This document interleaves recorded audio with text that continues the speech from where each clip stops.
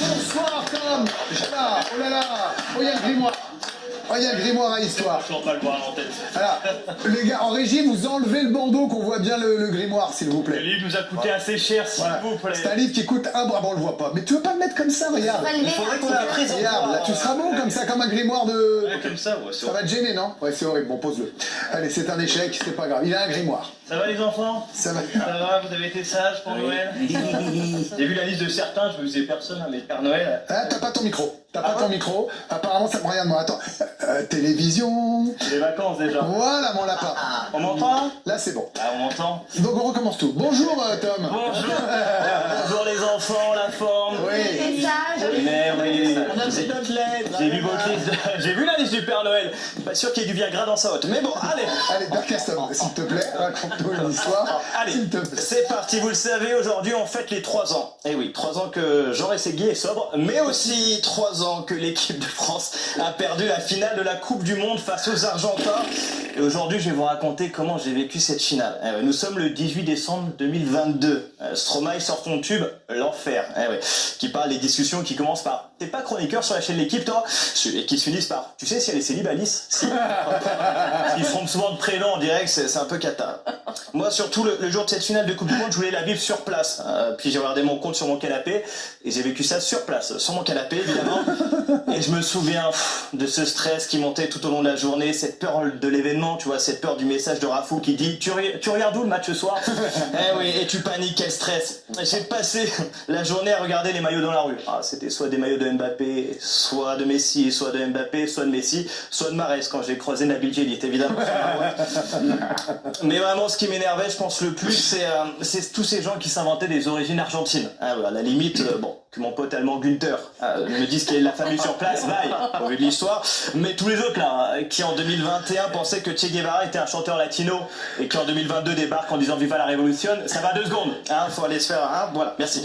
Donc j'ai préféré m'enfermer chez moi. Voilà, il était 15h au début, je me suis dit, tiens, je vais mettre la chaîne L'Équipe. Il diffusait la finale de 2018, recommandée par Yohan Ryu et Candice. Puis je me suis dit que la journée était déjà assez longue comme ça. Donc j'ai éteint la télé.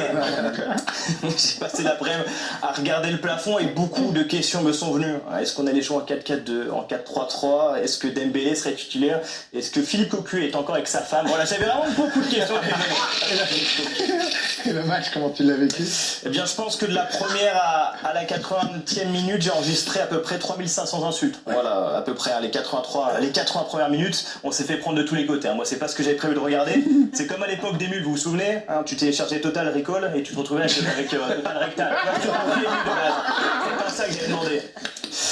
Bon, la première mi-temps, on prend donc 2-0. Et comme ne dira jamais un chroniqueur chez L'Équipe, c'est bien payé, tu vois. On déjoue complètement, incapable de faire de passe. Bon, Hugo Lloris, il fait des relances. On dirait des relances que j'envoyais bourrer à mon ex, tu sais, dans le taxi. Il n'y en a pas une dedans. Et devant, c'est pas mieux. Ousmane Dembélé, en ce soir de décembre 2022, s'il y a un mec qui annonce qu'il sera Ballon d'Or dans 3 ans, je pense que tu l'amènes en cellule de dégrisement, directement. D'ailleurs, il est sorti à la 40e minute, remplacé par Kolo Muani. C'est vrai. Si ça arrive en 2026, c'est Didier Deschamps qu'on amène en cellule de dégrisement. Mais, mine de rien, sur cette finale, c'est les remplaçants qui vont amener un peu de jus, puisque les titulaires sur le terrain avaient l'énergie de Benjamin Biolay sous marijuana. Ouais, on l'embrasse évidemment. Quel jus. Et il y a surtout un mec qui va sortir du lot ce soir-là.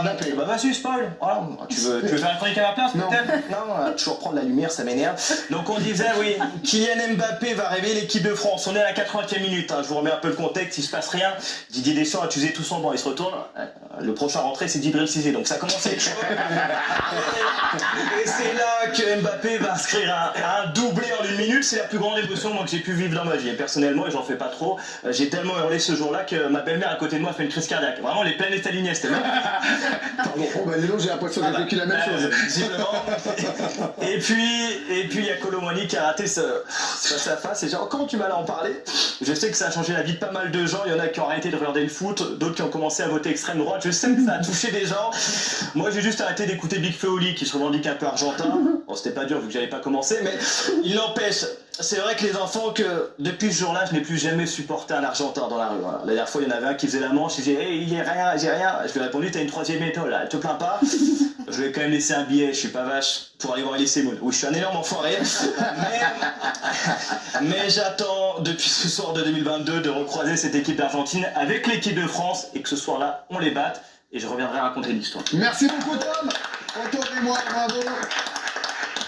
Merci beaucoup à tous. On se reverra évidemment à la rentrée.